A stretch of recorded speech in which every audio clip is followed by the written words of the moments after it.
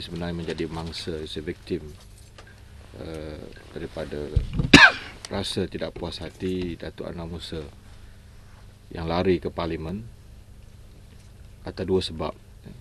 Pertama, dia yakin dan percaya bahawa rakyat tidak akan memberikan mandat kepada UMNO untuk memerintah Kelantan. Ini survey dan kajian yang dibuat oleh UMNO sendiri bahawa tidak mungkin rakyat Kelantan akan menukar kerajaan pada kali ini. Jadi Anwar Musa desperate dan berkelahi dengan Datuk Alwi untuk berebut kerusi Parlimen Ketere, dan mereka in a very bad faith today. Alwi tidak gembira turun ke Kot Lantas mengambil kerusi Parlimen, dan dengan harapan Anwar Musa bahawa dia boleh menang di Parlimen dan menjadi menteri. Yang kedua, Anwar Musa tidak sekali-kali direstui oleh pihak istana kalaupun dia menang untuk menjadi menteri besar. Istana tidak akan mengizinkan even a second untuk Anwar Musa menjadi menteri besar, kerana istana masih lagi ingat akan pertabalan dua sultan di Padang Bola Ketere. Anwar Musa yang menabalkan Sultan Kelantan yang baru. Peristiwa ini tidak mungkin diampun oleh Yang Mulia Tuanku Kelantan.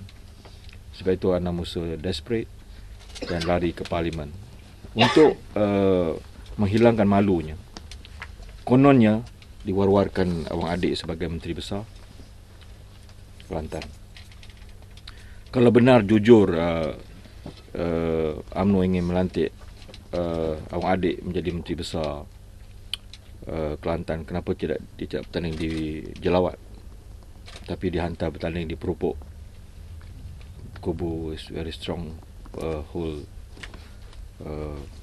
stronghold seat. Jadi di situ kita boleh membaca dengan jelas apa dalam pemikiran Anwar Musa. Dan pada saya ialah Awang Adik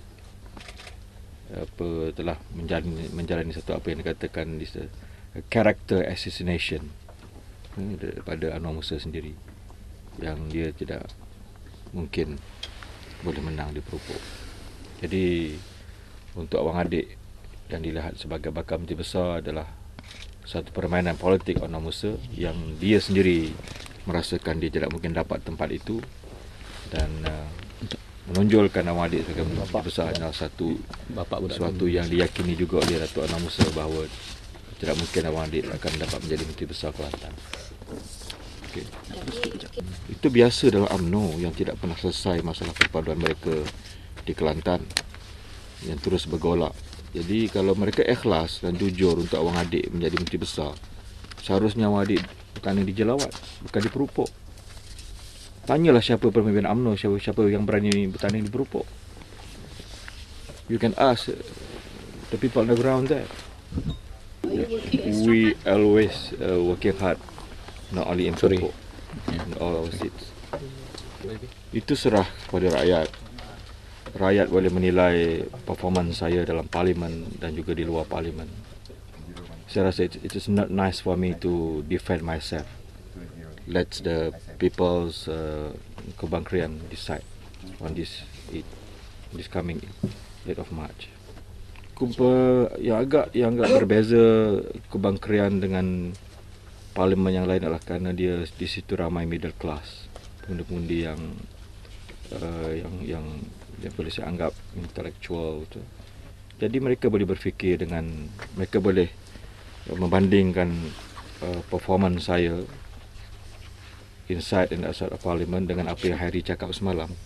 Jadi saya tidak perlu bersusah payah untuk berpeluh untuk menjawab Harry, kerana dia perlu menjaga Parlimen dia sendiri di Rembau. Yang tentang ke Air Kelantan tadi, to make it more clear, loan di bawah RM8 yang kita dah ambil 368 juta. Dia tempoh 20 tahun bayaran balik. Tarikh mata yang pertama ialah November 2007. First payment kita kena bayar 4 juta dan we already paid. Tahun 2008 ada 4 bayaran ya. Januari, April, Ogos dan November. Jumlah dia ialah 11 juta. Dan Januari Air Kelantan dah bayar kepada Treasury. Dan Treasury may be on the way to pay back to federal government. So paid already by Air Kelantan to Kelantan Treasury 1.4 million by January 2008. Di bawah rancangan Malaysia ke-9 kita patut dapat 260 juta tapi kita belum dapat apa-apa lagi. So saya harap Allah boleh follow Tun punya style lah. Will release this extra loan for another 260 million. Untuk Air Kelantan ya. Ayah Umi Azlin yang telah dijatuhkan hukuman mati di China. Beliau telah dihantar melalui tabung yang kita pungut ya, ke China untuk melantik guaman bagi pihak anaknya. Nama syarikat guaman hari itu saya telah umumkan. Hari ini saya lupa balik nama tu. Tapi saya ingat ada bawa data-data dia, dokumen-dokumen dia. Dan secara rasmi anak dia telah ada peguam di China. Dan tabung yang kita kumpulkan itu telah kita gunakan bayaran guaman ini sebanyak RM70,000 ya, duit Malaysia. Dan mengikut laporan awal yang diberikan pada saya oleh peguam ini, ada kemungkinan hukuman ke atas Umi Azlin paling kurang boleh dikurangkan ya, dan tidak akan mengalami hukuman mati. Dan arahan kita pada mereka ialah untuk mencari jalan bagi membolehkan Umi dihukum seminimum mungkin ya. Dan jika ada peluang untuk bawa balik Umi ke Malaysia. Nama guaman ini ialah Wu Luan Zhao Yan. Betul ke tak pronunciation saya tak berapa tahu lah. Wu Luan Zhao Yan. Bukan buat rayuan balik terhadap penghakiman tersebut ni. Dan ada beberapa loopholes dalam penghakiman tersebut yang kita jangka boleh kita dapat kejayaan dalam kes ini.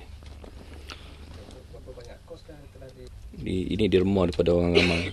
Kita ada satu tabung ya. PAS sendiri keluar tambang mula-mula dulu PAS keluar. Yang lain-lain ni adalah sumbangan orang ramai. Ada daripada UMS ada. Sebenarnya daripada tempat dia belajar tu. Tabung. Pada kerajaan negeri. Sumbangan. Kumpulan yang dua lah. UMNO ada tapi sikit sangat lah. Dia kata banyak kolek tu dia dapat 30,000 dengar. Tapi saya minta pun ni dia kata dah habis ya. Ini yang orang takut dengan UMNO ni. Saya pun tak apa dia kata gitu. Awak yang tanya saya tak tanya. 30,000 koleksi ni tabung. Kolek situ kolek sini tapi apa saya tu saya kolek dia bagi tu 1,200. Dua.